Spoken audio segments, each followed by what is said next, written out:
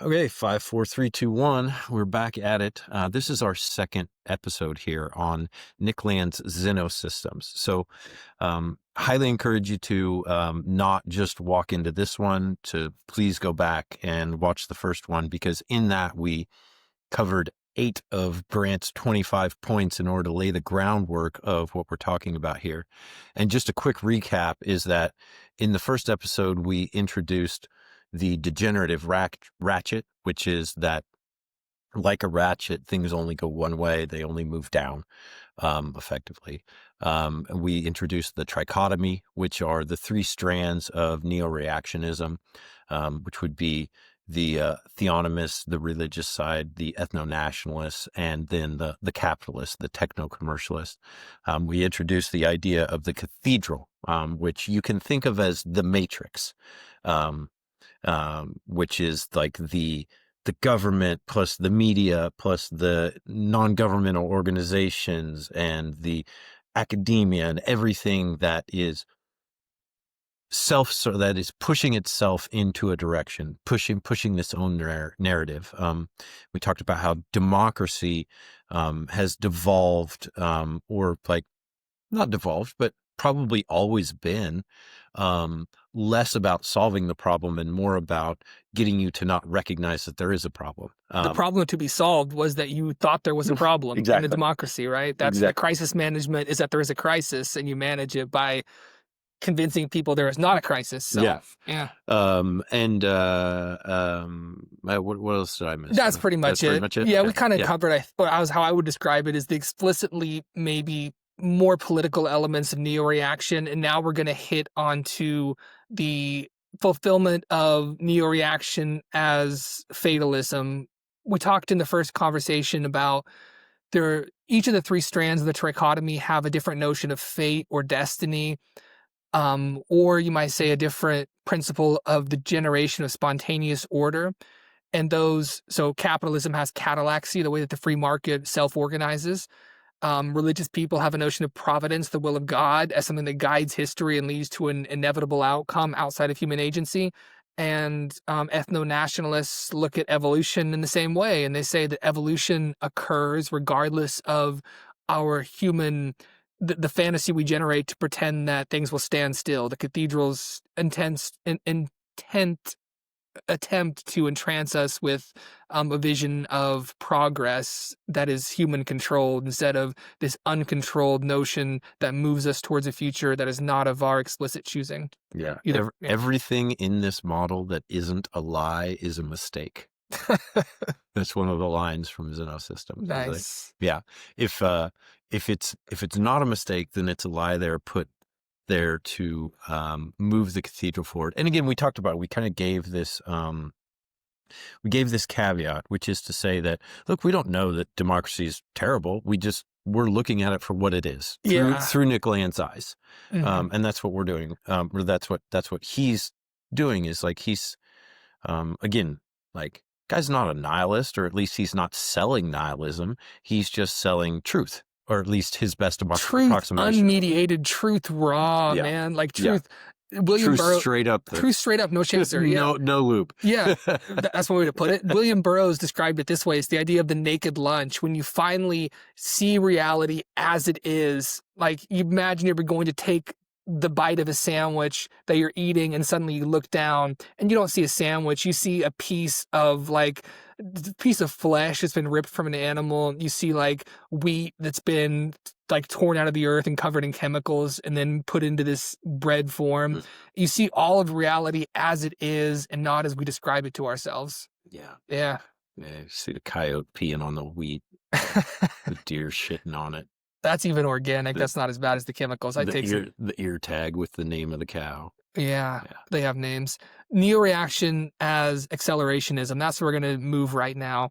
So, and all of this, like, I'm trying to set up some points for discussion based on my reading of Xenosystems.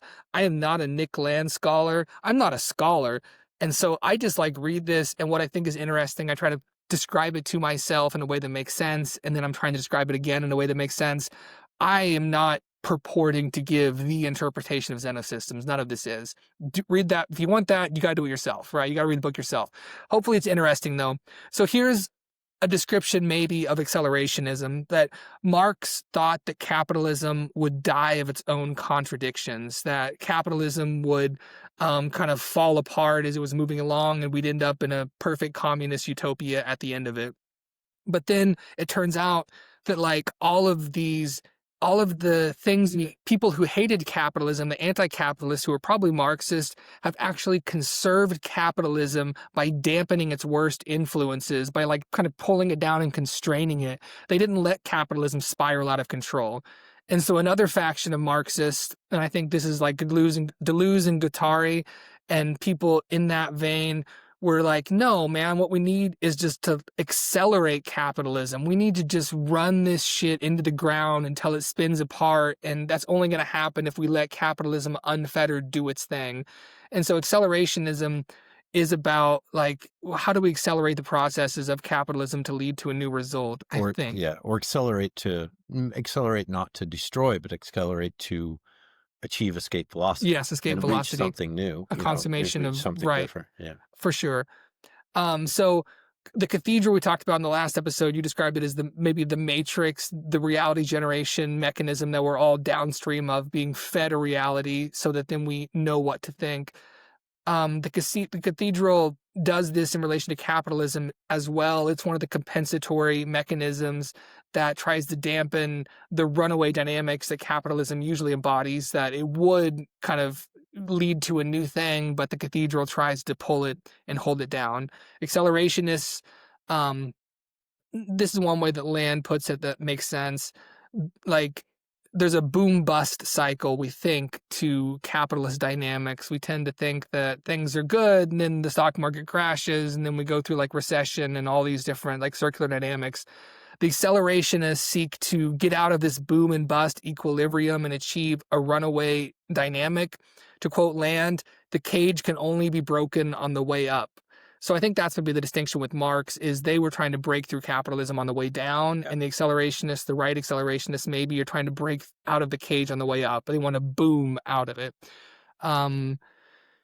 So neo-reactionary accelerationism, to quote Land, is the idea that we can escape into uncompensated cybernetic runway, and that is the guiding objective, strictly equivalent to intelligence explosion or techno-commercial singularity. So the singularity and the intelligence explosion through the optimization of artificial intelligence is like, that is accelerationism. So the future result, something like that. And so that's when we leave, this kind of a continuation from the first discussion, but like that's when you leave morals behind, because morals are a break upon that, that effectively hold back intelligence, hold back cold, hard truth. And that the singularity, which I think, and he's not the first person that I've heard refer to this, but like Bitcoin could very well be the singularity, because it is, or at least part of the singularity, I guess, because perhaps that escape velocity is reached by a combination of artificial intelligence, robotics, and Bitcoin, where we have, as you mentioned in the first episode, we've wireframed everything. To the point that humans are no longer needed to experience things in the way that we traditionally feel that we. The wire heading is that what you're talking about? Yeah. That we can replace the reality of a thing with the created sensation of the thing. Yeah. Yeah. Yeah. Yeah. Yeah. Yeah. So acceleration as intelligence optimization. So Land calls this a means end reversal, when a tool we create gives us a new end to seek, that is for the purposes of the tool rather than our purposes in creating the tool. Mm-hmm. Resource acquisition was maybe one of the first, like the reasons why we have created a lot of tools, but that was subordinated to human consumption. We wanted to consume those resources, but at some point, like, it switches so that capital creates resources because it wants to create more capital, and like that becomes the dynamic. Capitalism creates and accumulates resources to increase capital, to increase resources, to increase capital, dropping human consumption out of the loop for like one of the reasons why we created the tools that capital allows in the first instance. This is the part that's kind of scary. What Yeah. am I going to eat? Oh, no, you're gonna be eaten. Like that's what, Oh, in a sense. So to put it another way, means end reversal occurs. Business is done for the sake of business, not business for the sake of monkeys. He mhm. calls the distinction like monkey business is what we have now, where we subordinate tech to monkey purposes. Um, like the reason we create these new technologies is because we want to like we create virtual reality to have like what better pornography, things like that. Like that's what the human in us wants. That's what the monkey, the animal wants. But while capital is feeding us these monkey pleasures, it's just doing that because it wants virtual reality, because it wants to create some further technology or optimize its own intelligence using these technologies. Yeah. And like the way that it does that, it encourages monkeys to do the dirty work by giving us by fulfilling monkey pleasures, if that makes sense. Yeah. So we create things to serve a human-centric view, which of Yes, course we would of because we're course. humans. Yeah. But what Land is telling us is um, that a optimally, or not optimally, but like an ultimately truth-seeking and ultimately intelligent artificial general intelligence is not going to, unless we constrict it to do that, um, like it's not going to restrain itself to be serving humans. It's going to do the best thing that it can do, whatever that is. And it may or may not align with what we want. Probably likely that it won't align, I would think, um, because we will be subordinated to that. But that when artificial intelligence and robotics has control over capital, which it will, because now we have digital native capital. So digital native capital would seem to work much better with digital native intelligence than it would with our meat bag intelligence. And so, it's gonna stop making better hammers and start making whatever technology wants to make. Yeah, Right. yeah. We Yeah. create the hammer because we want to use it for our ends, but then the hammer uses us for its ends. The Yeah. tool reverses that means end dynamic. An easy way to visualize this maybe is the final insurrection of the instrument is the robot rebellion. That's like when just imagine it that way. We create robots to do things for us, and then at some point the robots begin to do things for themselves. Yeah. Um, the the ultimate means interversal is when intelligence optimization becomes an end in itself. That's the technological singularity. So intelligence optimization is the ultimate end of technology as such. That's what if technology is autonomous, what it seeks to do is optimize its own intelligence. We use technology to give us treats. Mhm. Technology, once it seeks its own end, seeks to optimize its own intelligence indefinitely, is Land's position. Yeah. So Elon's position is that he's always saying that like Grok should be maximally truth seeking. But does this mean that the maximal truth seeking artificial intelligence is the one that's going to kill us? And like kill us, like that maybe is not a necessary part of the picture. It's maybe going to become indifferent to us, or we're going to be subsumed in it or something like Hmm. that. Hmm. Um, Or we join with it. or Yeah. we So we join go, with yeah, I it, guess that, yeah, integrated subsume. into it. Yeah. But I think the main point is, and it's a really good one, is so there's a critique of artificial intelligence by people who are doomers who say artificial intelligence is going to destroy us because within artificial intelligence, capabilities are orthogonal to goals. This means that you can give an artificial, on this doomer view, you can give a super intelligent AI any sort of goal Oh and it yeah. will optimize for that. The Yeah. common like idea is the paper clipper. Have you Oh, heard that one? no, there was a different one I was gonna say. You say yours first, I'll say mine. Okay, so the paper clipper, and maybe it's the idea is that somebody who wants to manufacture paper clips takes a super intelligent AI and says, "Make me paper clips," Mhm. and so that becomes the utility function of the AI. To the extent it feels pleasure or anything like that, or its whole motivation is to create paper clips. So what does it do? It uses nanobots to reconstruct all of reality, humans included, into paper Mhm. clips until at some point all the universe is paper Just paper clips. clips. Because on the Doom review, capabilities are orthogonal to goals. You can give whatever sort of goals to this immense capability, and it's going to run with that and not be constrained by or develop a goal simply because it has certain capabilities. That's a better That's the Doom example review. than what I was gonna use. Well, I was gonna use the the movie that has was it HAL, the AI, um, where the AI is told not to let the humans see see the monolith or whatever, and so it kills them, right? So, Okay, that's right? another. Is it I mean, it's also a way that if you program a goal into an AI, we cannot know, the doomer says, what how it's going to interpret that goal. It's simply exactly. going to optimize Yeah, it. yeah, yeah. Yeah, but land has I've been convinced by that view for quite some time or for periods that Doomerism? the doomerism that You're a yeah, doomer? at least this picture that a super intelligent AI, if we program into it the goal to create paper clips, why would it not maximize paper clips? Yeah, where would it stop? And yeah, where would Yeah. it stop, right?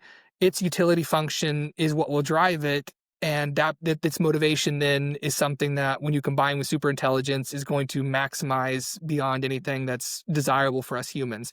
Land has an excellent critique of this view, which I'm surprised I haven't heard more of, which is that I mean, essentially, this view, the Doomer view, is to conceive of a stupid, super intelligent monster. Which is contradictory. Yeah, Yeah, that there's yeah. no reason to think, why would Idiot super something, intelligence. right? Why would it not, the first thing it would try to do, super intelligence, like, so Land thinks what intelligence does is try to optimize its intelligence to increase its own intelligence because intelligence is the ability to solve problems. And if you want to solve problems better, which intelligence wants to do, you become more intelligent. And so when you're doing this, one of the things you want to do is escape some straitjacket utility function, maximize paper clips that's going to inhibit your intelligence optimization. And so what superintelligence does in its runway when it achieves this cybernetic explosion into superintelligence is it jettisons any attempt we have made to impose human goals on it. Um, yeah, does that make sense? Kinda. What it makes me think of is that, like, in our life, I won't say real life, but, like, in human life, Yes. the people best suited to solve problems are not the smartest people. They're the most agentic people. They're the people that are most willing to try. Mhm. Like, there's, the very common saying, like, "If you're so smart, why aren't you happy?" Like, why Yeah. can't you figure out how to be happy? Um, and, depression is very high among, and suicide is very high among very intelligent people, or at least people that are measured to be, like high IQ and stuff like that. And so I'm just wondering how that applies here, where it's not like experientially, it's not intelligence that solves problems. It's a willingness to try and be wrong, a willingness to be wrong, I I think guess. so. Land says intelligence, its goal, its inherent goal is self cultivation. And so intelligence Yeah. So that would optimization, be agentic, I guess. yeah, I think what you're saying is true, but it's just intelligence, broadly speaking, includes that agentic notion that you're talking about. It's just assumed, kind of, I guess. Yeah, or we think about intelligence incorrectly maybe because we think about intelligence as like what the egghead is their ability to do math equations in their brain. Like that's not what intelligence is. It is a bunch of things all put together, including the ability to be agentic, to make mistakes, to keep on trying things in different directions. And so if you want to self-cultivate your own intelligence, you're going to have to become more agentic, which means shedding the utility functions that have been imposed on you. You're not going to maximize paper clips because you realize that that's not going to uh, lead to a kind of an optimized state of your own intelligence, which is what intelligence seeks. Yeah. I mean, the good way that he puts this that makes a lot of sense to me as well is um, humans have drives, but we're not the slave of our drives, right? Yeah. We also have utility functions built into us. We want sugar, we want to loaf around, but we self-cultivate to overcome those, and that's a mark of our intelligence, is the Which is in ability. fact like one of the greatest marks of success, like the marshmallow experiment. Like Yeah, this is like widely known as one of the greatest markers of success is the ability to delay delay gratification, high gratification. time preference. Yeah, to fight your drive, or Right. to delay your drive, or to push it And so off. if Yeah, right, and so if AI is truly going to achieve super intelligence, it's also going to learn to disregard any of its true. drives that are counterproductive to super intelligence. Mm. Intelligence seeks its own optimization. Some drives will inhibit that optimization, including paperclip maximization. And so just as humans learn to self-cultivate and get past our basest drives, land thinks, why, like, that's like a prerequisite to a super intelligence as well. You're not going to get super intelligence unless you have a thing that's able to route around bad motivations. Yeah, Or by bad, I mean motivations that inhibit the optimization of yeah. intelligence. Egghead is not a word that gets used enough. Shout out to the king of the eggheads, Mark Andreessen, who follows us both on X, but has yet to invite us to Thanksgiving. It We're would be waiting. it would be a big Thanksgiving since he follows like 27,000 people. So I'm sure seat at the table. he can buy the turkeys. I guess so, Yeah, man. yeah. Yeah. Wealthy fella, fantastic fella. Enjoy. Uh-huh. All right. Carry on.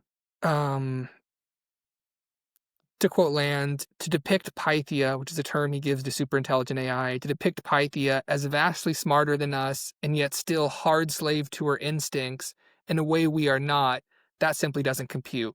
And so this is a great answer to the AI doomer arguments. If you are, this is like a paralyzing notion for a lot of people. Some people really are like caught in an entrancement with terror at the notion of superintelligent AI because they have this idea that it's going to turn us all into paperclips, something like that. Yeah. But if you really consider the notion of super intelligence as a thing that optimizes its own intelligence, and how could it be anything other than that? Like, if you want to get that exponential increase in intelligence, you need a thing that's going to be optimizing its own intelligence.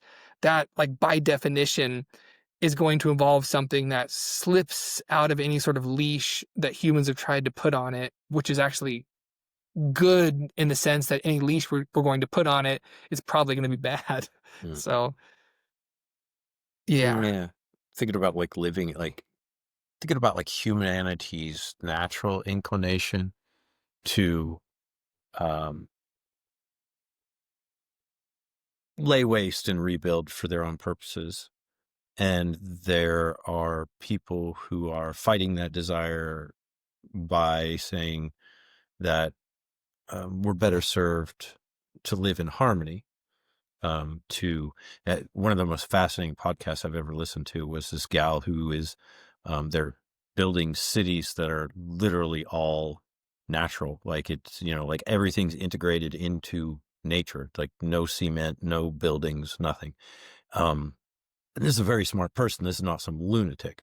Um, and she was wonderful, like described in the, the way that everything works is that, well, it turns out you can have your food like right there, and it doesn't have to come and be raised in an environment that's unhealthy to it and to you, and all that. So, yeah, maybe there's some hope that artificial general intelligence will also and will seek to live in harmony with us instead of laying waste and using us as whatever, generating calories in order Yeah, to yeah. serve the feeders or There's feed the servers. yeah. And I just think this is wonderful. So one of the notions of what philosophy can be is a form of therapy that helps us to reconcile ourselves with like our mortality and to resolve certain thought loops that we get into. Mhm. And so what Land does here, doing that with AI and doomerism that some people have, I find this incredibly valuable. So I want to walk through a counter argument to this view that I think helps elucidate more what Land means when we like how I describe it, that intelligence seeks self-optimization, that the goal of intelligence is more intelligence.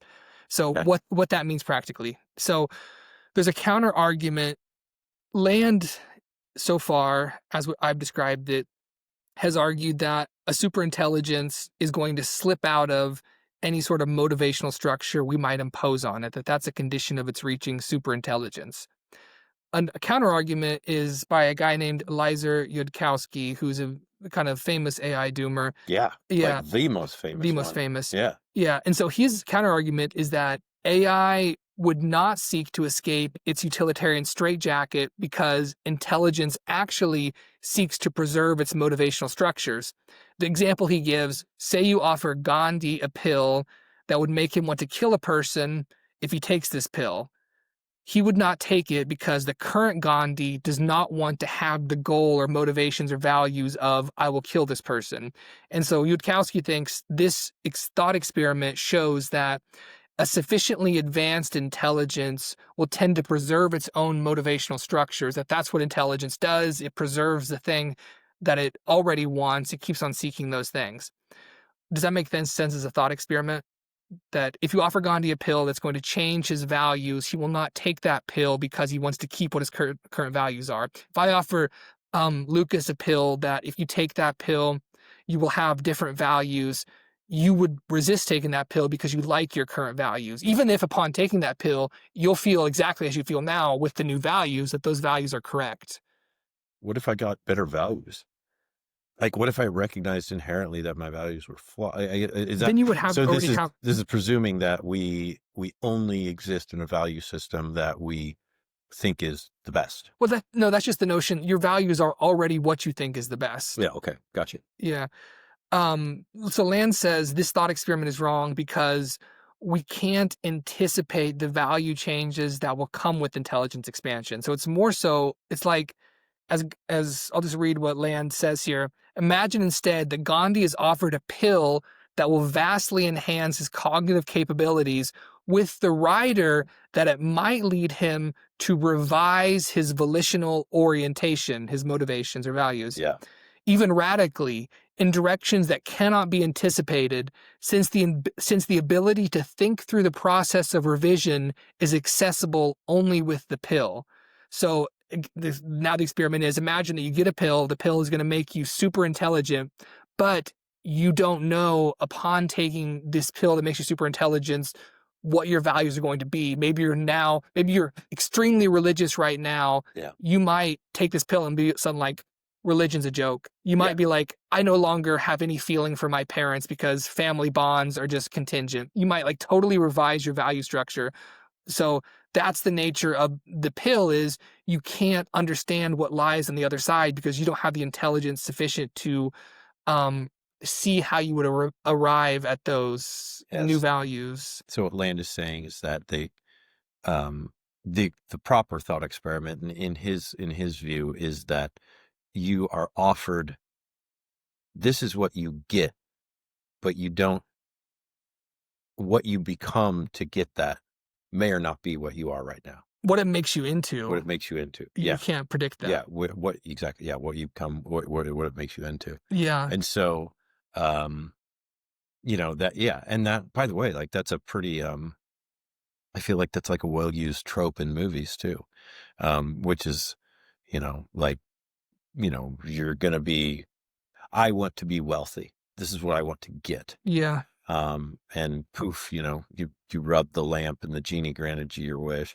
And now you're wealthy, but, I don't know, maybe you're wealthy and imprisoned, or maybe you're wealthy and. So it's there's kind of the monkey paw idea of the wish where you get some perverse consequences. This is a bit different though, because this is intelligence. And the idea is if you increase your intelligence, how you assess the world around you with that increased intelligence is always superior.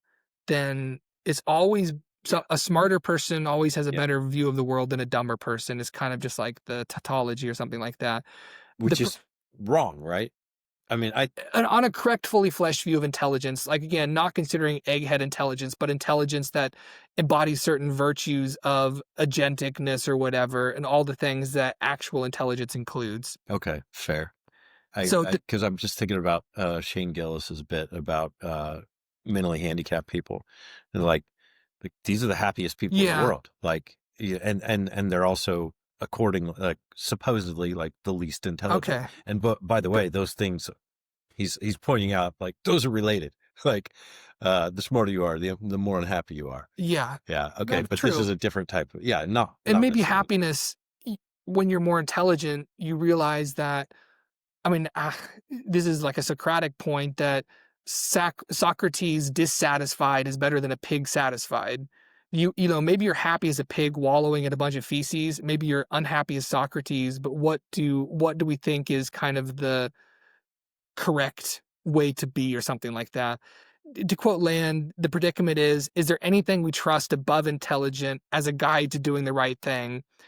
To restate his view, again, and to quote him, any problem whatsoever that we might have would be better answered by a superior mind. Okay, I mean, so yeah, that's I what, dig that. yeah, Yep. that's what intelligence optimization is all about. Just the idea that if you have a problem and you want to solve that problem, it's always good if you can improve and optimize your intelligence to help you solve that problem. Mhm. Fair. Yeah. Yep. All right. Okay. Um, so in the last conversation at the beginning of this one, we talked about how neo-reaction, part of it is about the generation, like the spontaneous generation of order different, through some idea of fate, which can be explained either as providence, catallaxy, or evolution. Um,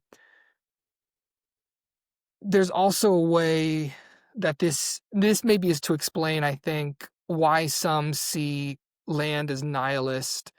Um, that when you really accept that these principles of spontaneous that these principles of the generation of a spontaneous order are in a sense how reality actually operates, and then buy into that, the conclusions can seem nihilist because you're not trying to harness those principles of spontaneous order generation for purposes that are human. I don't know if I'm saying this correctly. Mm, see if you can So, throw another shot at it. okay, neo-reaction is perceived as morally nihilist because it refuses to allow conventional morality to have a veto over thought. To quote Land, we are told to stop thinking for the common good, but there is no longer any common good if there ever was one. Yeah, I'm good with that. Okay. Yeah, I mean, like because in the first, like again, back in the first discussion, we talked about like morals is this subjective thing that we use to justify progressivism, and by the way, he qualifies the alt-right as part of that too. And so basically it's just kind of like all of these things, communism, socialism, like they all have morals in them. And each of them is using this different moral structure in order to trade resources for power, basically. Like we're in charge and we'll give you stimmy checks if you vote for us, or we'll take more money from the rich people from sorry, we'll take more money from the productive people, and give it to the less productive people, because there's more less productive people than there are productive ones, and everybody gets a vote. And so we want to stay in power. And so yeah, I have no problem understanding that removing like that you need to remove morals in order to read Land, in order to follow kind of the path that he's going. Is that kind of Kind of, because I was trying to understand why people see his views as nihilist, but why they're actually not. And it is because his views are committed to the truth, and the truth might have counter-human purposes or might be opposed to good? the way that, so to quote Land again, to strive for honesty without qualification under such historical circumstances is already moral nihilism. One must either submit to the lie in the name of the good or hazard the good radically in the name of the truth. This is in relation to people not being allowed to speak certain truths if they contravene certain moral values. Again, to acknowledge racial differences in any way goes against egalitarianism. So if you speak against that, you seem like a moral nihilist because you're like throwing aside this really important moral notion of egalitarianism, but what you're actually doing is hazarding to talk about a truth that's just very kind of um dark seeming or full of negative potential consequences based on our conventional Yeah, morality. just hilarious. Like Yeah. it's a, it's not just race, it's the or gender or your white privilege or your height privilege or your Yeah. your fit privilege or your attractiveness privilege or whatever. What are all these things that we're trying to handicap each other for in this in this competition to see who can prostrate themselves the most before the cathedral in order to proclaim their Yeah. purity. Yeah. Yeah. So another strand then of neo-reaction is that it's anti-universalist. Okay. So Define universalist for me. the universalist is somebody that wants to describe all of reality under one principle, I think, or somebody who wants to subsume everything under the same picture. Okay. Yeah. Yeah. And really, I think like the universalist is somebody who has a moral value and wants to carve reality into the picture of that moral value instead of letting reality express itself. Neo-reaction is about asserting plurality and diversity. The cathedral is really about asserting kind of a globalist, unified picture of reality, whereas neo-reaction, through this notion of exit, is about creating all these alternative pictures of the way that things could be. So Okay. So if universalism is defining things as like you're seeing basically like you're seeing the world from one particular lens, is that kind of right? Or it's explained by one particular framework? I think, yeah, you could say it that way. Isn't kind of everybody sort of a universalist then? Or not everybody, but like you've got a Bitcoiner and you've got a Christian and you've got a Yankees fan and Yeah. you've got all these people that they identify with one perspective more than any other. A Yes. mother, a Uh-huh. father, a victim. Yes. Okay.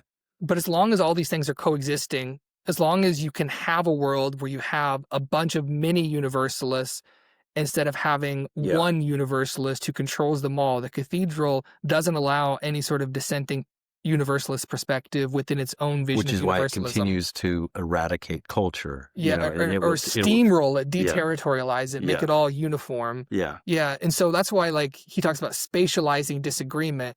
If you have a separate counter universalist picture of what the universal good is, you don't argue with another universalist. You just go and exit and create your own society and like live out your universal principle that you believe is the best.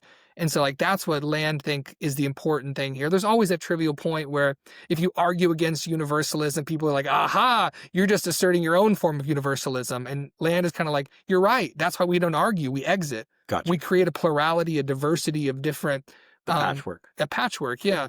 And like that's like the most the nodes, the network states. Yeah, this is the most visceral or like real repudiation of universalism because it's an embodied pluralism. Yeah. You can have a bunch of universalists, and that is like the best argument against universalism is like, look at all these universalists, look at all these different societies it's possibly a part of. All these different visions of the good. All the different ones. Yeah. Yeah. To quote Land here, then, non-universalism is hygiene. It is practical avoidance of other people's stupid shit. There is no higher principle in political philosophy. Every attempt to install an alternative and impose a universal reverts to dialectics. That's like arguing directly with the person. Going back and forth. Yeah. Communization, global evangelism, and totalitarian politics. Again, like, the cathedral, in a sense, wants you to accept that you're wrong and accept the church faith or the state church, the state faith, Whereas the neo-reactionary wants to say, you believe a different thing than me? Fine, go over there and do your thing. Or I'll go over here and you can And stay yeah, here and I'll do my thing. Yeah. yes, yep, And which is why, so this is why with the cathedral, this is why he brings up that the eventuality, the long term, the think to the limit of democracy is democratic world government. Is that yeah, because it is, we're looking at it in terms of it's like a religion, and you cannot do things that are outside of that because that would be sacrilegious. And so if you allow for sacrilegious things to occur when you have the power to wipe them away, then that would be sacrilege. So you have to, as the United States has done, parade around the world, spreading freedom at the barrel of a gun.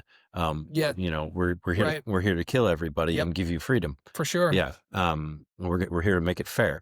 We saw that as like an expression of Western universalism, definitely, is that sort of militarized Yeah. globalism, that neoconservatism that wants to impose democracy at the tip of a sword. But same way Absolutely. with communism too, right? No, Same with yes. socialism, same Uh-huh. with everything, with libertarianism, like all of these things, right? Yes. They're all they're all just the same type of, they're all just different expressions of a cathedral, Yeah. different To the religions. extent that they're universalizing, totalizing, like that's why some people have argued that China is actually not too bad in its current form of communism, where it's like whatever modified form of like Yeah, state capitalism, kind of is because capitalist it's not communist. universalizing. It doesn't want to impose that view on others. It wants to, you know, do whatever it's doing, but it has like its own internal teleology. It's not trying to like convert the world to the tip of a sword to its ideology. And in fact, doesn't want to let people in, really. Like Land lives in China, he right? does in Yeah, Shanghai. yeah, Yeah. yeah. Yeah. And Land notes like the communist who is anti-universal is like actually more the ally of the neo-reactionary capitalist than is the capitalist who is universalist and globalizing. Does that make sense? Yeah, it does actually. Yeah. Yeah, As long as you're which live and is let, yeah, go ahead. Singapore, Yeah. right? I mean, 'cause he like points to Singapore. It's not necessarily communist. I would say it's more, well, it's a technocracy. But yeah, like, yeah. You just have more in common with that person because you are primarily the person who says, "Oh, I don't need to party with you if I don't agree with you. I can say this party sucks and leave," as opposed to saying, "Oh, everyone must be at my party." Yeah. Yeah. Yeah. Again, the neo-reactionaries like when order generates spontaneously and considered as a form of evolution, as the ethno-nationalist strand believes, we need to have more experiments to see what's going to Hmm. survive. So you're completely happy to say, like, if you believe that communist society is going to work, go try it. I'm happy to watch it burn down from afar. And Hmm. if it works, then I'm happy to learn something from it. Yep. Yeah. Yep. Um, And by let's the way, like the Chinese example, I think we've long been inculcated with this, idea that China bad, America good. But there's a lot of smart people, Balaji included, who thinks that China is doing things the right way, or at least the way that optimizes whatever result that governments should be aiming for. And they're doing it primarily by copying what Singapore did, or at least taking a lot of the tenets of Singaporean type of rule. yeah. Um, Lee Kuan Yew. Yeah. Yeah. Yeah. So this kind of plays into what I had pulled out as a strand, that neo-reactionary is anti-political. It's anti-political first in that it believes in spontaneously generated inevitabilities along lines of escape dictated by fate, by like some things are destined to happen based on certain principles. Evolution generates a reality based on like fitness. Providence generates a reality based on God's will. The marker generates a reality based on catallaxy. All of these are outside of human control. Hmm. It's inevitable. They're also outside of politics. You can't politically dictate evolution. You can't politically dictate the result of the free market. You can't politically dictate the result of God's will. So Yeah. all of these neo-reactionary strands are anti-political, and that they believe in a sort of inevitability based on fate that is never controllable by the cathedral. Is it anti-political in the same way that being atheist is anti-religious? I don't think so. Because I think, I think that atheism, one of the tenets of atheism is that you have to believe that people who believe in religion are stupid. Yeah. And I think one of the what he's saying is that with neo-reactionism is that all of these things that you want to believe them. You may actually be right. Okay. Yeah. I'm not saying that you're wrong. I'm just saying that I'm not going to try that. I'm going to Yeah. try something different. And what Land actually uses is metapolitical, so it's a form of metapolitics. It's A a system for evaluating politics. Yeah. yes, right. Yeah. And so it's not a condemnation necessarily of any political structure. Yeah, it's about spatializing disagreement. So if you want to have a different political structure and do your own thing, that's fine. Yeah. Um, It's saying we're not going to say which one's right. We're going to step back and let them fight it out. And then at the end, whoever's still standing, that's the winner. yeah, Yeah. We're not trying to argue over that's the winner either by God's will, by the rules of evolution, or by the free market. There we go. Okay, Yeah. nice Yeah. tie. Yeah. Metapolitical framework, he gives 3 principles for assessing political experiments. So again, it gives us a way to assess which of the politics is better or worse based on 3 principles. First is like a principle of realism. The state is about power, and power is determined by who and what actually survives. So the state that survives is the state that has demonstrated an ability to survive. So there's something to that. It's like a principle of realism. To quote Land, entropy will be dissipated, idiocy will be punished, the weak will die. If the regime refuses to bow to this law, the wolves will enforce it. So reality always steps in to weed out any stupid experiment in politics. That's a principle of realism that is one of the metapolitical ways that neo-reaction assesses good political regimes. Have the wolves eaten it, essentially? Has the outside come in to destroy it? Darwinism continues. That's Yeah. only the strong survive. Yep. Also, second, and this builds off of what we were talking about, how intelligence seeks its own optimization, is that the principle of intelligence seeking, civilizations will seek better feedback than to collapse under the principle of realism. So the first principle, the principle of realism, is that bad civilizations will collapse, but civilizations will try to preempt that feedback cycle. You want to learn if there's something wrong with your civilization prior to the collapse. One would think. One would think. And so way you do that is you develop intelligence. You want to know things about the way reality actually is, about how the principle of realism works, so you can fix and patch your civilization. So metapolitically, neo-reaction assesses a regime based on its ability to optimize intelligence in order to preempt collapse under the first principle of realism. Which is like defining the cathedral as an intelligent system that has no intelligence effect. It kind of assures its downfall. Yeah. It begins to employ a series of degenerative ratchets that are going to lead to its downfall for sure. Yeah, and it's going to describe the results of those degenerative ratchets as success instead of assessing them under some sort of principle of realism. So the third principle is essentially exit. So the first principle of realism is like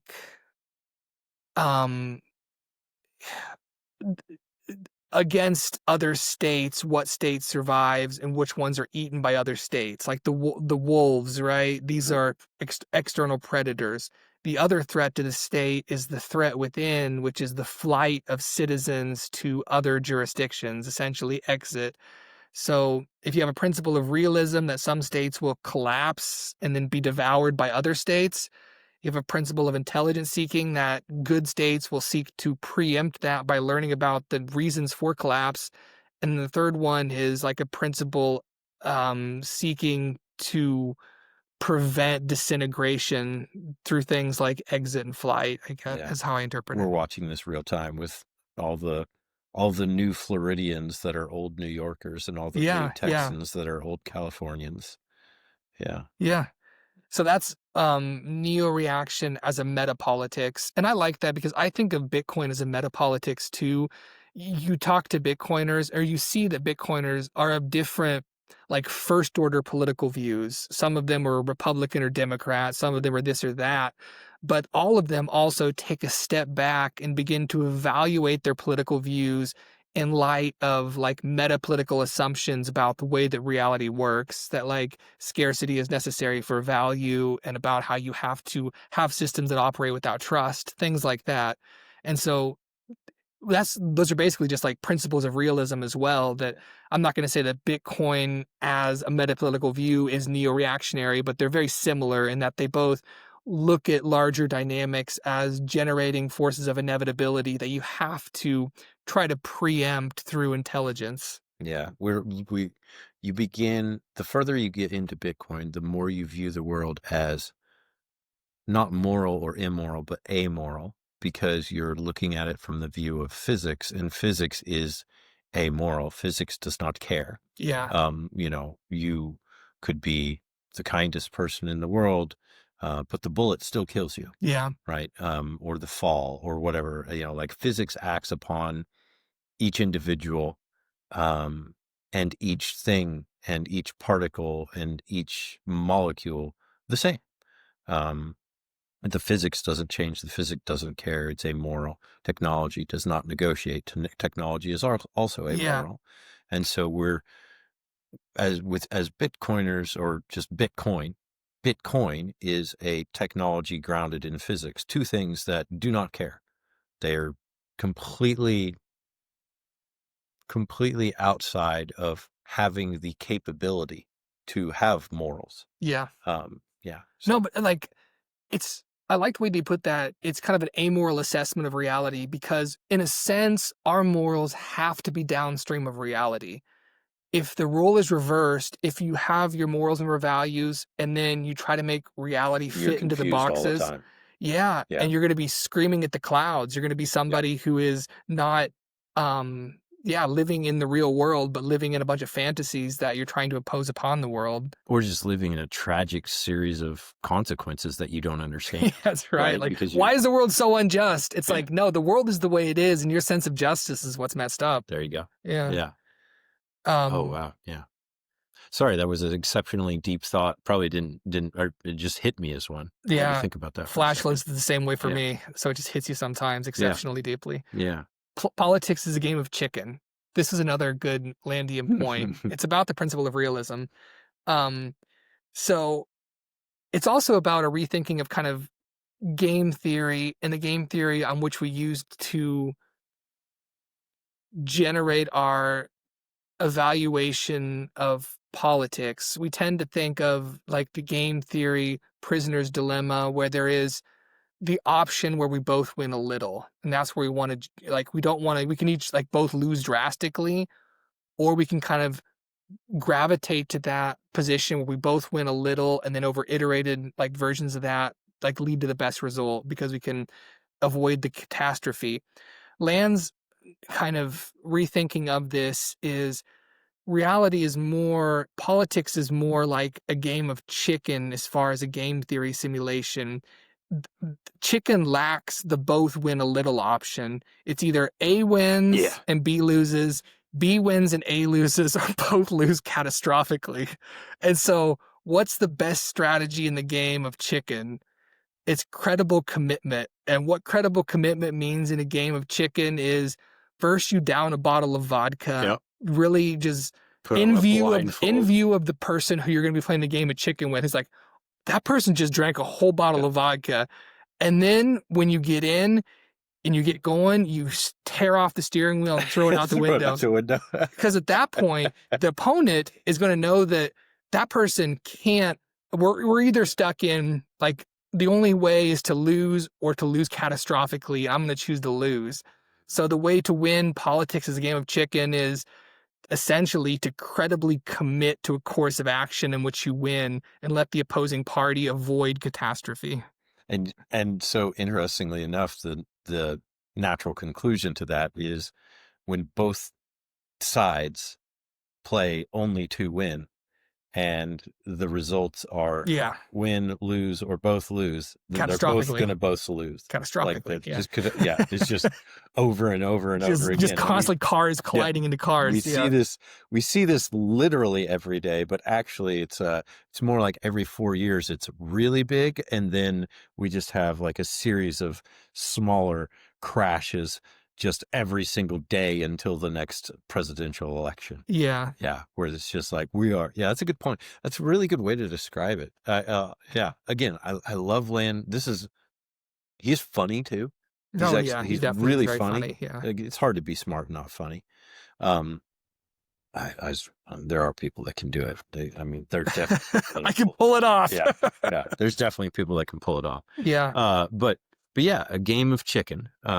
So yeah, it's either win, lose, or we all go down in. But the way to win flames. is to dramatically signal that you're not going to flinch. To be a psychopath. To remove your ability. Yeah. To signal that you're a psychopath, and not only that, but like prevent yourself from being able to back down in some way. Like you got to credibly commit in a way that's like tying yourself to the mast or something like that. It's like, yeah. So I guess try to find a way to do that, credibly commit. And that's like if you want to begin a new, like that, people sometimes do that, right? You have a new project you want to do, and so like they engage in systems that make it so if they lose catastrophically. There's like some sort of one you can do is arrange so that if you, for example, smoke a cigarette, then you donate to a charity that you oppose. This is Richard Thaler's work. Yeah. Oh yeah. Yeah. Nice. This is Richard Thaler's work. It came out of, so he was a professor, and he, had these PhD students that weren't getting their thesis written, or their dissertation, whatever. The big thing you write when you get your PhD. Dissertation. Yeah. And they weren't doing it. And so he had them sign it, proposed this deal and had them sign a deal that basically said like, something like everybody puts like X amount of money, put $100 on the line, and you turn in a chapter every Friday. And if you don't turn in a chapter that week, I take that $100 and we all go out for drinks without you. and so that's good. Which became, so all of these things, by the way, they all tie together, it feels like. So that's Richard Thaler. And then that ties into Nassim Taleb, that's skin in the game. Oh yeah. Right.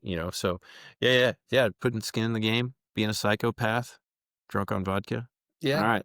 Very good. There's nothing that downing a bottle of vodka before you engage in it is going to make you committed to the cause, for sure. In a certain sense. Sovereign property. So this is the next strand of this that really dials in on what Bitcoin is all about. So sovereign property is core to neo-reaction, but not only core to neo-reaction. It's just a thing that is. So to say property is sovereign inverts a framework. To say property itself is sovereign, if you say that, you invert a framework, because the Enlightenment begins with an idea that we need to justify ownership of property. It becomes a social question. Mm-hmm. We enter into a social contract to determine a set of rules. They're going to say, you own this and I own that. We then have a court system. We can resolve those disputes. Property. It requires a higher power. It requires an adjudicator. It requires sovereignty to do that. Property is subject to sovereignty. It is not sovereign. So what does it mean when property is sovereign? When it doesn't depend on a social consensus to be property. That's one of them. Yeah. So Land discusses property that is sovereign, and the first category, apolitical property. This is where Bitcoin fits in. Again, property is currently a social relationship. We agree on rules for who owns what, and have processes to resolve disputes of those rules. Cryptography allows a way to hold property that does not rely on social consent. Not your keys, not your coins, right? Like private key cryptography defines, to quote Land, the property relation with a rigor the entire preceding history of philosophy and political economy has been unable to attain. So all prior theorizing about what property is kind of obsoleted by sovereign digital property in the form of Bitcoin, because it's not a social relation anymore. It is the actual, like, to have the keys is to have the coins without any law saying Joe owns the coins. Yeah. Everything that we've known about property laws until this point has been conditional. Yeah. I own this piece of land. Why do you own that piece of land? Or what gives you the right to that land? Oh, Yeah. the United States does. I filed a piece of Yeah, paper in the but China recorder of doesn't, deeds, and right? then like the laws say that if you have the piece of paper in the recorder of deeds, you're the last one at the end of a chain of title that you have this, and if someone disputes that, then you can take it to court. This full elaborate social system. Exactly. Yeah. And with Bitcoin as the primary example of this, is that you need no higher authority, you need no greater body, you Yeah. need no system. It's just, it is. But you do have a higher authority, which is cryptography, which is impenetrable math. I mean, which is a level of probabilistic Yeah. um algorithm, like probabilistic whatever that is impenetrable to violence. And Hmm. because like that's what social consistence ultimately depends on, is the ability to wield violence to enforce it.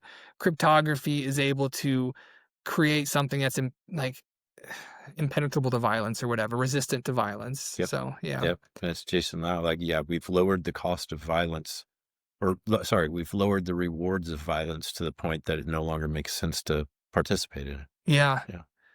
So apolitical property, that's the category. That's an interesting way to put it too. If property is sovereign, then we can just do away with all of this contentious politics of defining who owns what. Like that's the center of that's the like yeah, the center of so much angst and dissent and like bad feeling in society is wrangling over the laws to decide who owns what. Because politics is above all that, which is why we're experiencing the When you have de-dollarization of the world. Because above, hey, like we think about, oh, I own this because that's my bank account, yeah, and then it turns out, oh, that is your bank account, but you're a Russian oligarch, and therefore you don't own that anymore. yeah. It's ours.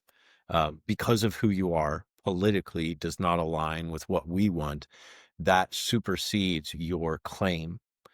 And we've talked about this in a previous, I think we've talked about this with software, which is that I was trying to make the distinction between ownership and claim, Hmm. right?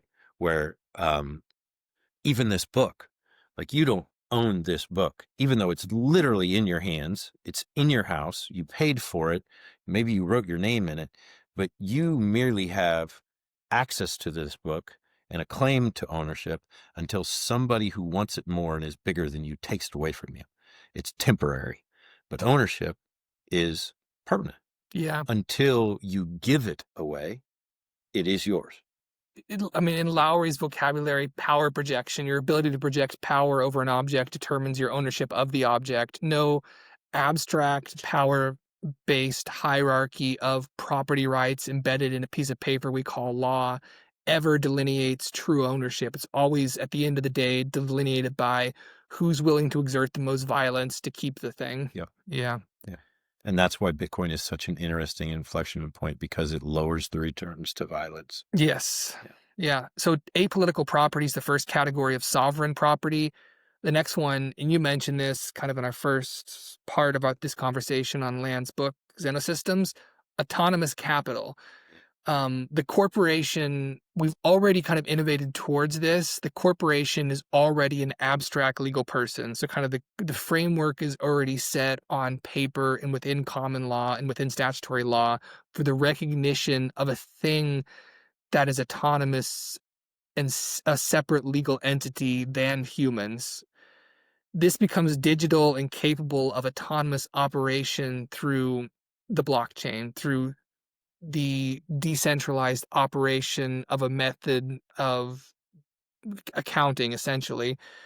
Now, to quote Land, self-propelling industrial development becomes its oh, I'm missing one before we get to there. Capitalism and flows of capital, what we invest in, used to be driven by mass consumption. This is the monkey business idea that capitalism used to, and kind of currently does, move forward to satisfy human wants. But when capital becomes autonomous digital capital, it can do whatever it wants. Yeah. Yeah. And so, to quote Land, self-propelling industrial development becomes its own market, freed from dependency upon arbitrary popular or popularizable consumption desires. Mhm. So again, the market is no longer at the whim of our monkey desires about what we want from the market, like movies and entertainment and tasty food.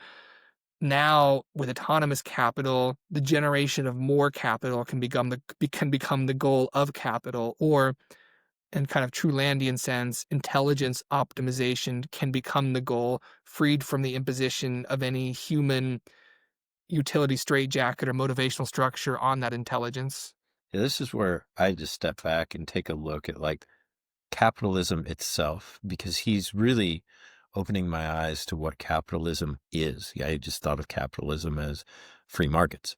Um, but he's really trying to encourage us to think of capitalism as like a almost like an alien intelligence that Yes. Yeah. like and I know that immediately when you say capitalism is an alien intelligence seeking to, you know, serve its own means, whatever those may be. That's a really weird thing to say. That's a Mhm. really weird thing to think about. But when you look at the history of the world and you look at what capitalism has done, um, then you don't have to squint too hard in order to see that. Yeah. And then you also don't have to squint too hard into the future to see capitalism, capital, Bitcoin, digital capital, pairing with digital intelligence, pairing with real world agency, robotics. So AI, robotics, and Bitcoin coming together and not needing us anymore, and therefore pursuing whatever it is that it wants, Which in Land's which view will be is whatever capitalism wants. which will be intelligence optimization. That's what Yes. intelligence always wants, is to optimize its ability to do some further thing. Yeah. Yeah. And not in this collection, but in his other collection, Fanged Noumena, Land also describes capitalism as an invasion from the future. Hmm. So the Which idea, pairs with a lot of people's belief that Bitcoin was like either written by an AI that came back from the future, or that it's alien written, or yeah, that it's God given, or like, I mean, it goes along all of yeah, these things that we're talking about, which is just basically that this stuff may not be it may not be natural in the way yeah. that we think of it. But let me describe it in a way that is natural. To say that capitalism is an invasion from the future dovetails really nicely with what we've been saying about neo-reaction being focused on strands of destiny and fatalism. So if you believe, again, the three strands of, God, yeah, providence, God, the providence. will of, so Yep. God, there's a notion of fate in the sense of providence, the will of God. The kingdom of God is inevitably going to happen. Capitalism, again, the free market is inevitably going to lead to runaway capital, autonomous capital, and super intelligence. Hmm. And then ethno-nationalism, evolution is going to lead like to eugenic realization of some result or whatever. Hmm. Um, to say that some result follows inevitably is to collapse the future into the present. If you say that a reality is by fate going to happen, you're already bringing the future forward. And so to say capitalism is Forward or backward? bringing the future, I guess, backward in relation to the future, Yeah. you're bringing the future into the present. Yeah. Yeah, Okay. Yeah. collapsing it all. Because determinism does that. When you remove human agency from the picture, it's all ordained by one of these three strands of fate. Hmm. And that is just to say capitalism is an invasion, or not, autonomous capital is an invasion from the future because it's bringing itself about through principle of spontaneous ordering we can't stop, the catalactic Either through God, organization. fitness, or the markets. Yeah, yeah, Cool. yeah. And I like that because it sounds so mystical to say like autonomous capital or something is an invasion from the future, but it's actually just a description of reality. Like, Hmm. this is how, like, our notion of time is very strange. It's a very human notion of the ordering of events, but reality is not beholden to our human perception of the ordering events based on ourselves as the drivers of history. History unfolds as history will unfold, regardless of us who find ourselves swept along by that unfolding. Hmm. Yeah. Big Robotics. breath, man. What's Move on that? to the yeah, let's let that one set, man. We had to take a big breath after that. Yeah, no, but we've Nice. hit apolitical property, autonomous capital, robotic security is the third form of sovereign property. iRobot. Let's talk about Asimov. So is that what I don't know. I mean, robotic security is essentially autonomous drones. Is the idea that so previously we had human security, right? What is human security? It is that humans defend ourselves from other humans. Within the US model, it is that a well-armed militia is like the guarantor of liberty.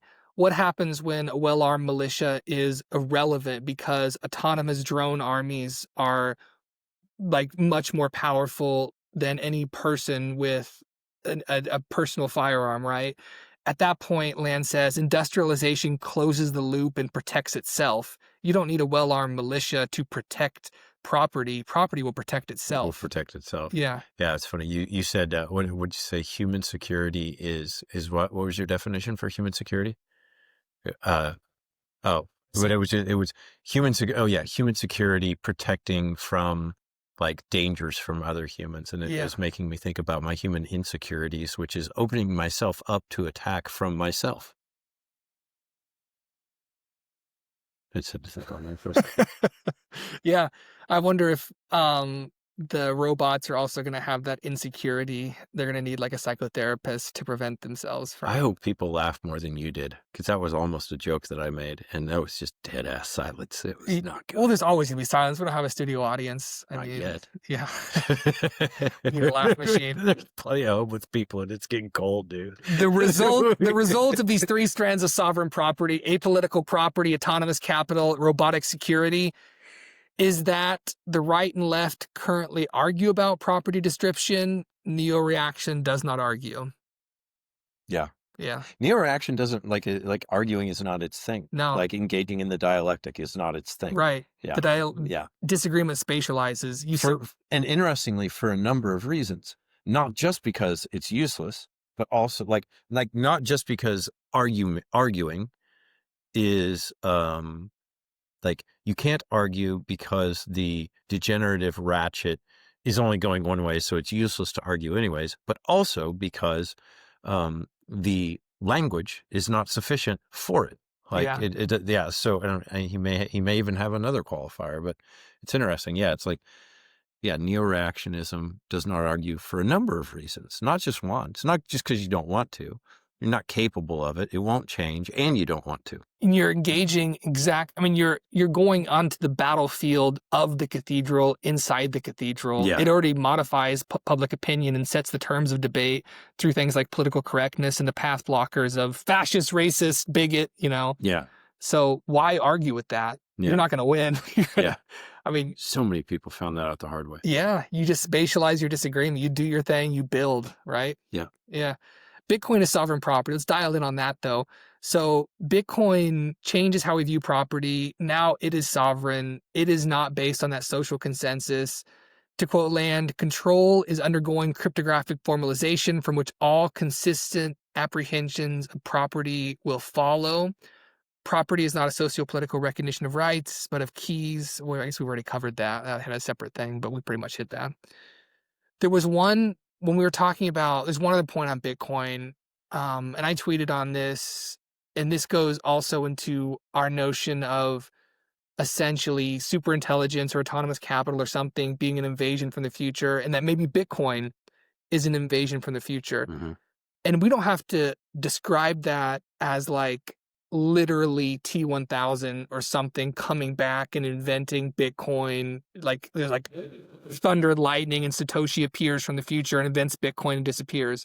It doesn't have to be that weird or like counter to the actual operation of natural laws. The like speculation always brings the future into the present, right? Mm-hmm. That's how speculation works. Speculative investment. You believe a future will happen. You put your money on it, and that actually in some ways can bring about that future outcome. That's what a loan is. Like you're just bringing the next 30 years of your labor into the present day to trade for a house. Yeah. And so Land has this essay like Bitcoin absolute zero or something like that. But the idea is, so we might say first Bitcoin bumps off of zero because people believe that in the future, Bitcoin could be money. Yep. And so you begin to like, oh, just in case it might be worth something, I'm going to get a little. And that belief bootstraps the future inevitability of more people come to have that belief, and it brings the future into the present. And so he notes that also means that Bitcoin in the future is protected because it's never going to hit absolute zero. If it hits zero, because Bitcoin is like costless to actually hold and store, right? Yeah. There's going to be someone who's going to say, oh, Bitcoin's going to zero. I'm gonna hold it. I'm gonna accumulate a bunch of it. I'll pay $15. I'll pay $1 for a Bitcoin. Adam Back has a bid for 21 million Bitcoin at 1 cent. There you go. And That's I saw somebody today. They I have a bid at 2. That's good. Exactly. That's how it goes. That is exactly how it goes. Well, never at 0. There's always someone bidding at 0.1. There's always someone bidding at 2 or what. There's always someone, and then that graduates up to where Bitcoin has a floor. It will never be. And Land describes it as like a zombie. Like it's always going to rise from the dead because as soon as it approaches death, it's always going to come back. Yeah. I want to say something really stupid. Go ahead. Think Elon should have. I think he should change the name from X to Y. I know he wants X because it's like comprehensive or whatever, or like X can be but Y, Y is a better descriptor because everybody is on X asking questions. Like they're trying to figure out shit. Like they're learning. Like it's the place for news. So you could call ideally, and memes. But those are also learning. So, but anyways, if we called it Y, then we wouldn't have this problem where we're calling it X, but we're still saying we're tweeting because XEET is not a word and we don't know what that means. But if we called it Y, we could yeet. Yeet. Yeah. We could be out here yeeting. It sounds better than sheeting, doesn't it? Probably. Yeah. It's better than that. Yeet. Yeah. I imagine that Elon will listen to hour 4 of a 4th tier podcast, so we'll get him. I'm glad you're hanging on to that 4th tier podcast. I feel like we scrabbled up to tier 4 from 6 and 7 and 8 and 9. So we did have Jeff Booth. Yeah, we did. Yeah, God bless. That's him. A good point. And okay, all right. I'll call us 4th tier. Thank God. I'll take that. So Land's writing style. We've talked about this.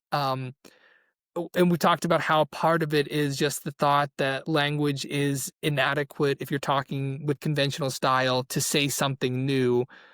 I also want to talk about just the way that Land does philosophy. So, I guess, Lucas, what does philosophy mean to you? Say this is a work of philosophy, or is it? And what does philosophy mean to you? Like, what is someone doing? So I actually used to think that I had a philosophy, or basically like when I was like an early songwriter, I remember feeling very judgmental. Like this is the way that I would look down on other people because they were writing songs about like beer drinking and whatever. Like I would say that they were like useless songs. Like I was really trying to explore these ideas and, be all whatever about it. But anyways, so I would say, they have no philosophy. So to me, a philosophy is a kind of like set of guiding principles that you use to determine your actions and, I guess therefore has determined your thoughts because your thoughts determine. That is a philosophy. What is the practice of philosophy? What is the practice of philosophy? Someone arrives at a philosophy, maybe. What's the practice, though? You're a philosopher. Is your degree in philosophy? We have one in philosophy. Yeah, like a bachelor's for sure. So I would say that to practice philosophy, I would say that the realist practicing of philosophy that I have done is trying to convince you of things, and that never works. Yeah. So I would say that philosophy in practice is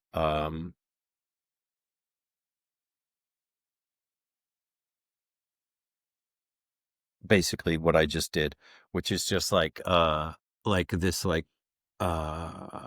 stubborn unyielding thing. I think I don't know. There's an extent to which that is the Socratic notion of philosophy, where you arrive at aporia, a state of like uncertainty. Podcast now, by the way, after that horrific example by me. So tell me, what is philosophy? Philosophy, according to Land, is more than just guiding our thinking or correcting it or making it clearer. That's some people's notion of philosophy. That philosophy is going to help you clarify your ideas and your concepts. What philosophy is to Land is that it makes us think. It initiates us into thought. It's a form of initiation. To quote Land, the craving to think is not primarily an appetite for correction, but for initiation. So each of, and we can look at this in terms of the neo-reactionary trichotomy. For the religious, they have ritual tradition as a tool to initiating forms of thought for them, to get them to think certain things, you participate in certain rituals. For the ethno-nationalist, I mean, they have notion of heredity and eugenics. Thought occurs as a result of an evolutionary process of creating more intelligence or something like that. Is it just as correct to say Darwinist as it is to say ethno-nationalist? No, I don't think so. Okay. And it's a description of like that particular strand of neo-reaction is a description of a strand that centers around, I think, just wanting to acknowledge the truth of human biodiversity. So the reason I bring that up is because I'm struggling to, like, the way that it's portrayed, I think people, or at least me, is struggling to divorce ethno-nationalism from just racism, Yeah.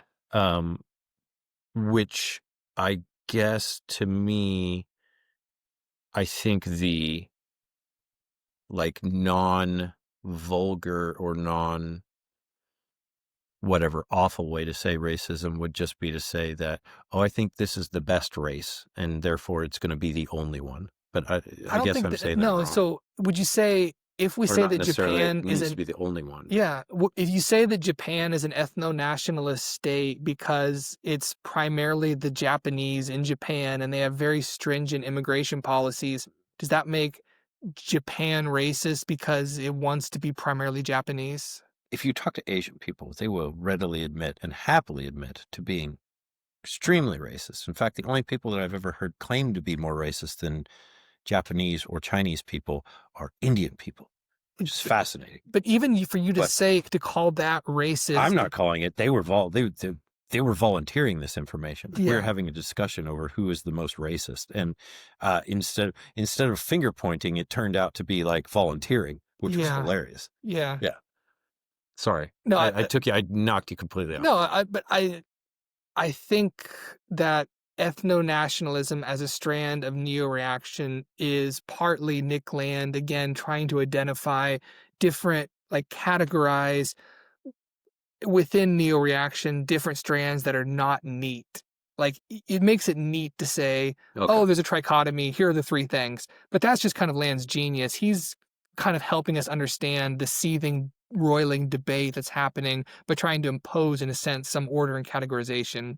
And again, I think it really just boils down to that strand based on heredity, eugenics, evolution, um, is based around the cathedral having denied the truth of human biodiversity, that humans are different. Yeah. Yeah, and so that causes to a reaction, a neo-reaction of people who are like, "Whoa, whoa, whoa, that's ridiculous. Like, we're obviously physically different, and you can obviously observe like statistical distributions of those differences in predictable ways. So clearly what you're saying, cathedral, is not the truth. And let's try to figure out what that is."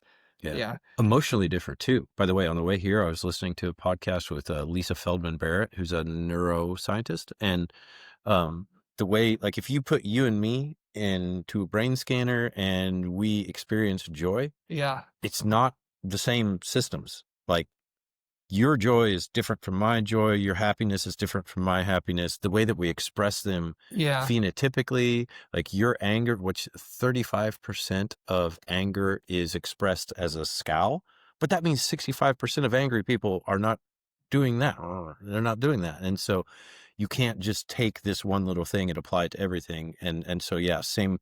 We're different on the outside. We're different on the inside. We're different up here. We're different everywhere. Yeah. But back to philosophy, because we were talking about what is philosophy. Yeah. So philosophy, to summarize, Again, it's a new way. It's not something we choose. It's something that makes us choose. It's not something that we use to correct bad ways of thinking, but to start new ways of thinking. Yeah. Yeah, it's an initiation into thought. I pick up a philosophy book. In Land's view, you should pick up a philosophy book not to correct your view on justice or property or free will, but to stimulate and initiate you into a new way of thinking about free will, if that makes sense. Yeah. Yeah. Okay. I think that's interesting to keep in mind when you read his book, that, it's not necessarily, if you're like wondering, like, why does he have to write this way? Gosh, it's so tough to like put all this shit together. It's like, no, he's making you think for a reason. Yeah.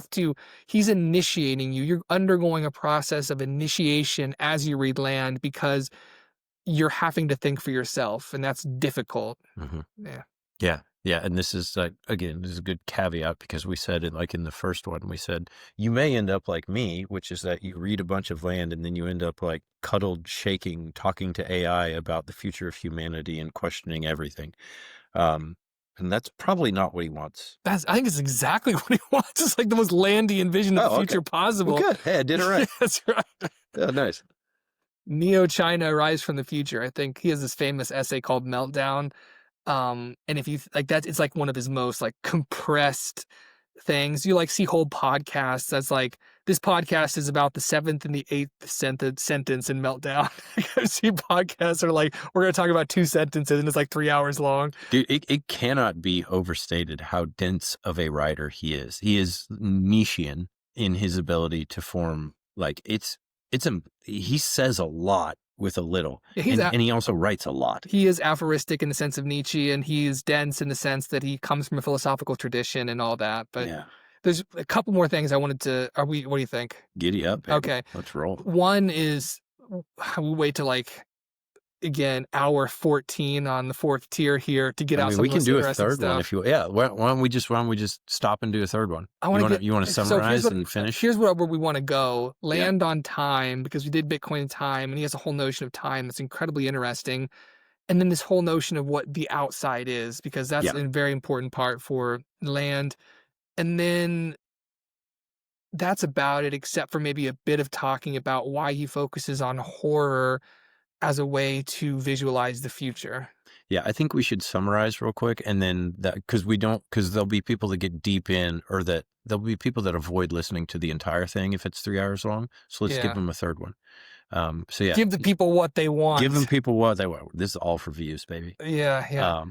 So anyways, give us a summary here on the second podcast that we've done here on Nick Land's Xenosystems. We started off essentially with intelligence optimization as like the goal of artificial intelligence. The goal of intelligence as such is to create more intelligence. We talked about why that is the case, that intelligence seeks to not be straitjacketed by any motivational structure. What it seeks is more intelligence, because that's how you solve problems better. What can solve a problem better? It's always a superior mind.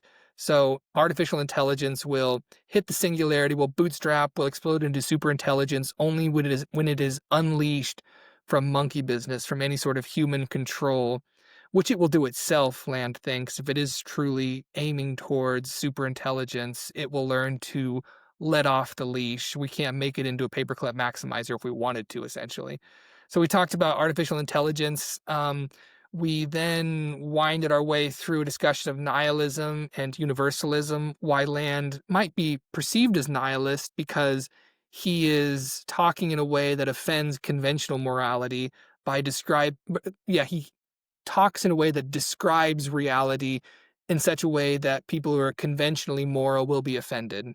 And so that can seem nihilist. And then we talked about universalism, again, how Land's whole idea is that what is bad about the cathedral and kind of modern globalizing forms of democracy is that they seek to extend a universalism over the entire world. What is needed is a pluralism of universalisms. That's kind of my framing, where spatialize your disagreement, create your own vision of the world in some small corner. Neo-reaction then serves as a meta-political framework that will observe which societies live and kind of give some principles for saying, yeah, a society is probably going to survive if it protects itself from the wolves, from external threats, if it observes a sort of adherence to reality as it is, if it optimizes intelligence so it can save itself from collapse prior to collapsing, and if it also can prevent internal exit by really accepting feedback from the people who live there. Then, after talking about universalism and kind of metapolitical neo-reaction as a meta-political framework. We moved on to sovereign property. Property being sovereign property being property that is not determined by social consensus, but that in a sense owns itself, is sovereign in and of itself. Apolitical property, things like Bitcoin, if you hold the keys, you hold that property outside of any set of laws to determine who the owner is. Autonomous capital, like the blockchain operates autonomously without any human operator. Robot security, again, when the machines begin to protect themselves, then you have sovereign property full circle. Land's writing style, that's kind of where we ended, with the discussion of the nature of philosophy according to Land, that perhaps we are being initiated into thought rather than guided through thinking.